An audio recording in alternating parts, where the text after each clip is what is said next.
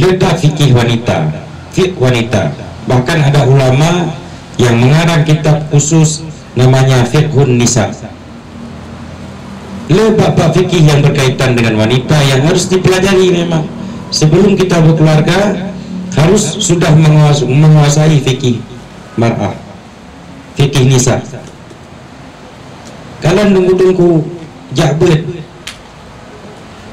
ada, karena dalam sebulan, biasanya dalam sebulan kalau kita normal itu pasti ada datang bulan. Datang bulan ini harus kita pahami benar-benar hukum-hukum yang berkaitan dengannya. Bulan ini 3 hari berhenti, bulan depan 7 hari, bulan depan lagi 10 hari. Ada yang tidak teratur. Ini ketika tidak teratur, kapan kita mandi dan bagaimana status salat ataupun puasa kita. Ini harus belajar benar-benar.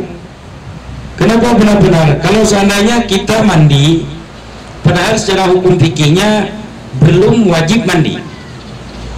Datang ke masjid, haram hukumnya, kita nggak tahu haram. Kita pikir kita sudah suci karena sudah mandi. Baca Al-Quran, haram hukumnya. Dan hal-hal yang berkaitan dengan agama, yang berkaitan dengan kesucian agama, tidak bisa kita lakukan, haram hukumnya. Maka urinang yang menurut Lun ngaji fikih perempuan saja, jangan campur, khusus fikih urinang. Kita keluar melewati batas daerah. Kalau kita ambil batas daerah kita, misalnya Tolangcut, jadi keluar Nyopo kecamatannya Majapahit, maka keluar dari batas Majapahit, misalnya kita mau ke Simpang, di mana batas Majapahitnya, keluarnya harus sudah ada mahram. Kalau tidak ada mahram, hukumnya haram, kecuali untuk mencari ilmu fardu'in, itu yang boleh. Selain mencari ilmu fardu'in nggak boleh. Atau untuk menunaikan fardu'in, contohnya haji pertama bagi orang yang sudah kaya. Seorang perempuan, dia nggak ada suami atau ada suami sudah meninggal, nggak ada mahram atau ada mahram tapi tidak ada waktu, misalnya mau menunaikan ibadah haji yang pertama, itu hukumnya wajib, mahramnya nggak ada, maka dia boleh keluar tanpa mahram. Tapi kesibukan di luar fardu'in, hukumnya haram. Kemudian kita harus mengaji lagi kategori mahram itu bagaimana. Apakah abang sepupu itu mahram?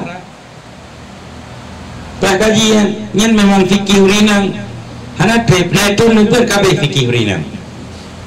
Daripada merurun hanam pudu jual,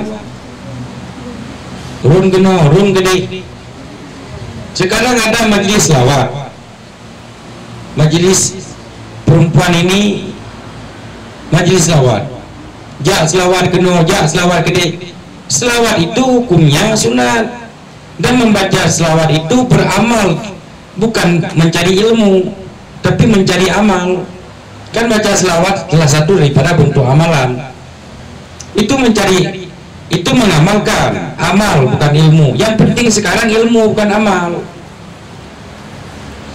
Selawat itu tidak mesti pergi anak mesti di kampungnya saja gede.